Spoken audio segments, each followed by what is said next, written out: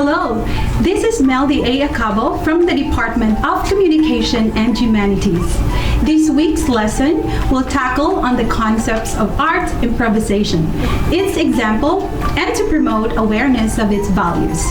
In today's lesson, we will focus on one example of art improvisation, specifically in dancing, known as contact improvisation. First, let us define what is the meaning of improvisation in arts. Certain performances or products of artistic activity are referred to as improvisations when they have been produced in a spontaneous, originative way. That is according to Alperson 1984. Despite this focus on spontaneity, most improvisation theorists agree that improvisation is not impromptu activity. Rather, it involves skill, training, planning, limitations, and forethought. These theorists hold that all creation and performance within an artistic discipline involves an awareness of the aims and parameters of the work of art or event, genre, school, and style in which the activity is taking place.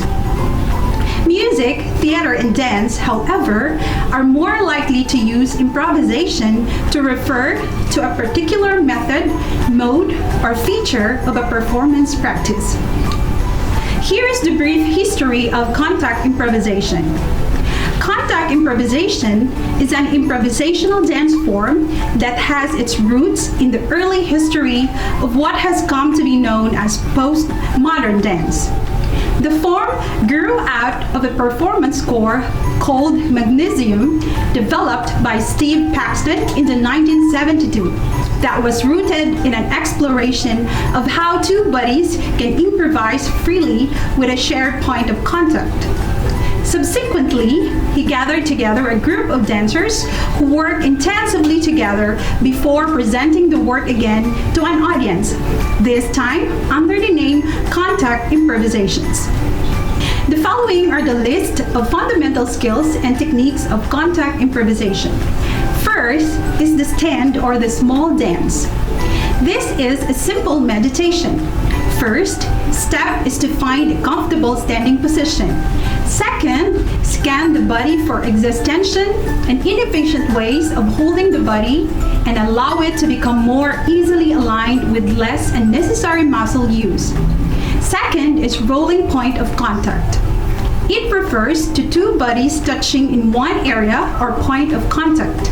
This point can either roll or slide. Third is falling and rolling. These are movements into and out of the floor.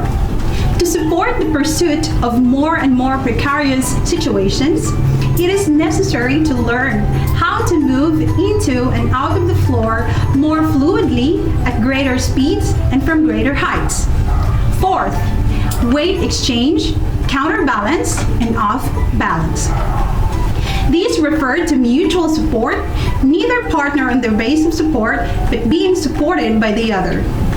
It is both a surrendering of some fraction of personal control of one's own movement and a receiving of partial control of a partner's movement. Fifth, alignment, structure, body use, and organization. With proper leverage, an ounce of force can lift a mountain.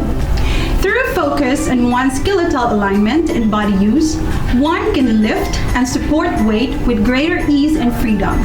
Sixth, physical listening and following. The dance is not about recreating a set of moves or trying to do something seen before, but about following into the unknown. Seventh, readiness. This refers to constant readiness to catch oneself and to deal with incoming weight. 8. No hands dance. Dancing without hands releases the grabby and controlling nature of a person's habitual interaction with his or her hands and learn to be more aware of and able to use his or her whole structure. 9th, open opening up the backspace. In opening up dance to whole body, one must attempt to cultivate a dexterity and readiness for interaction in all directions, especially the backspace. 10th and the last, continuity of motion and momentum. As the body is in motion, there is a commitment to pursuing where the body is already flowing. The unconscious impulse to stabilize constantly drains energy from the dance. The adventure of contact is in continuing motion together, off balance, and then organizing together to survive the continuous fall. The body in contact improvisation is accordingly not merely a physical body whose weight and momentum are subject to natural laws of gravity and motion, but a responsive, experiencing body. That's all for this lesson. See you in our next lecture video for another example of improvisation in the arts. Thank you for your attention and focus. Enjoy learning and stay safe always.